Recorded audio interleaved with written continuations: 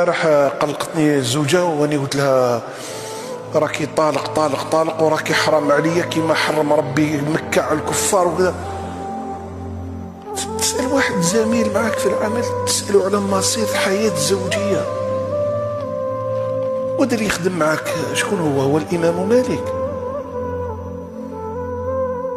من هو هذا في المكتب خدام معك؟